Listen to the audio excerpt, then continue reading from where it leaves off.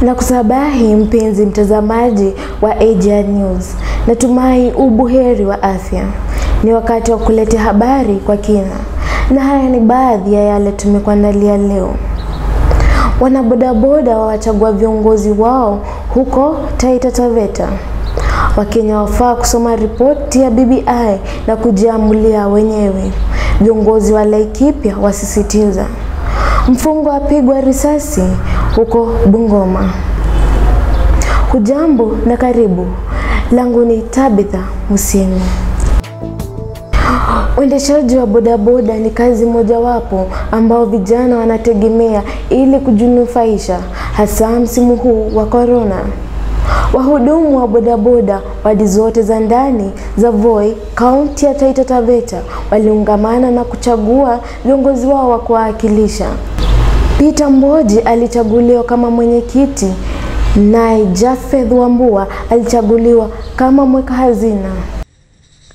Na sako zenye zimekuwa registered, sako 7, tukaamua kutengeneza umbrella ya Voi bodaboda sako unit, ambayo leo tulikuwa na zoezi la kuchagua kiongozi na nikafanikiwa kuwa katika kuchaguliwa kuwa chairman. Changamoto ambazo tunapitia kwa pikipiki kwanza zenye zimechangia mpaka tukaamua kutengeneza huu muungano. Tumekuwa na uongozi mbaya. Viongozi wa kisiasa wa kaunti ya Laikipia wawataka Wakenya wajisomee ripoti ya BBI na kuelewa. Wakiongozwa na gavana Nderitu Mureithi na seneta John Kinyo walisisitiza Wakenya wanafaa kusoma na kuelewa ili waweze kufanya uamuzi wa busara. Walisema Wakenya wengi wanasikiza tu maoni ya viongozi bila hata kuisoma ripoti yenyewe.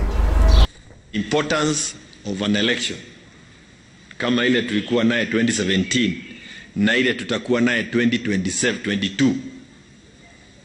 The importance ya uchaguzi, it is what you do after the elections, not just the leaders you elect. Munaweza chagua viongozi washidwe kuendesha mbele. Kama tumeshidwa kwa sababu ya hali ya vita yetu, itakuwa gumu. Ni vizuri kwanza tuambie mambo ya BBI, waisome wenyewe kama vile rais alivyosema, mtu aweze kuisoma kwa makini. Mfungwa mmoja amepigwa risasi na mwenzake kutiwa mbaroni baada ya majaribio yao ya kutoroka gerezani kugonga mwamba. Polisi wamesema wawili hao walikuwa wamehukumiwa maisha gerezani. Marimandi prisoner charged with murder. The other one who was arrested was also remanded and charged with rape. So these were people who were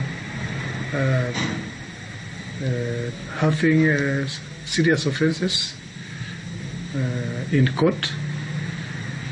I think that is why, I don't know what, that's why they wanted to escape. Na kufikia hapo mpenzi mtazamaji, tunahitimisha habari zetu.